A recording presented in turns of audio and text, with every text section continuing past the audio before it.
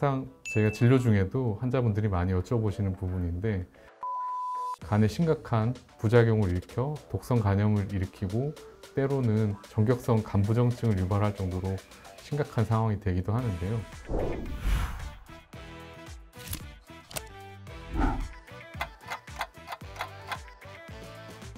안녕하십니까. 저는 간담체 외과 전문의 이승재입니다.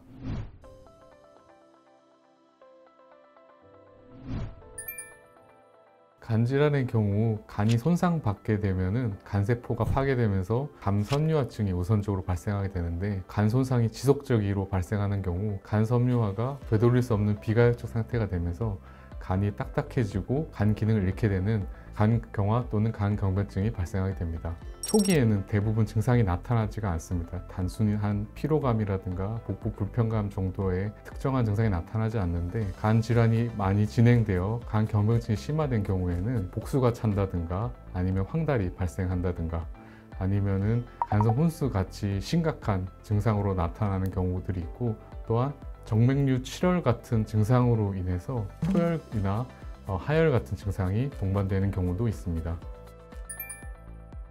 급성질환은 말 그대로 갑작스럽게 발생한 간질환이고, 만성질환 이런 급성질환이 지속되는 상황을 얘기하는데, 보통은 6개월 기준으로 만성과 급성을 나누게 됩니다. 대부분의 만성 간질환들은 B형 간염이나 C형 간염 같은 간염 바이러스 보균자들에게서 발생하고, 지속적인 알코올 섭취 같은 것들 역시 만성 간질환을 유발할 수 있습니다.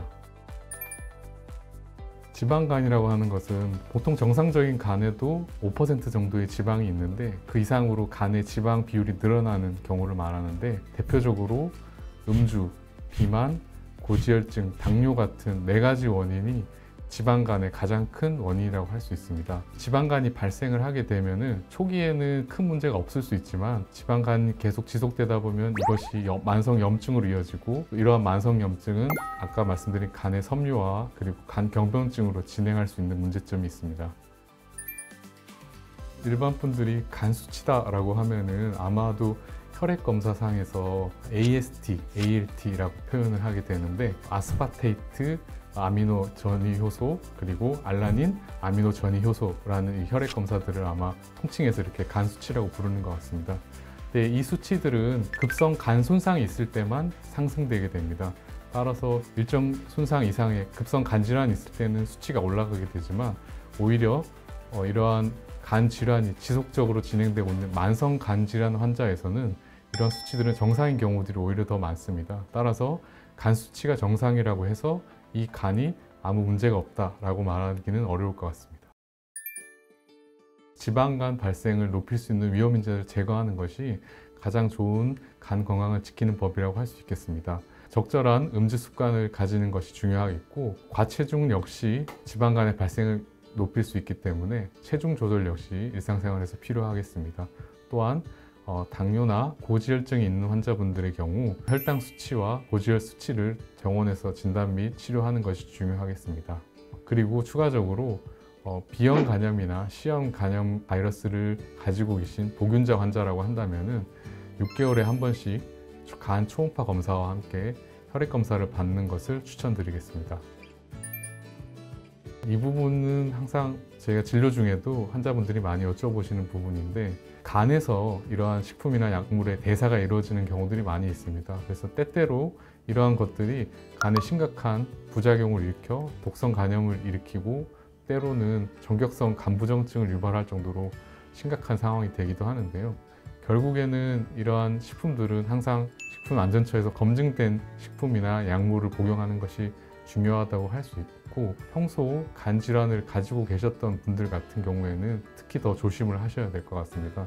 따라서 이러한 약품이나 식품들을 무분별하게 복용하시기보다는 가까운 병원이나 한의원에서 의사 및 한의사와 상의한 이후에 복용하는 것이 가장 안전하다고 할 수 있겠습니다.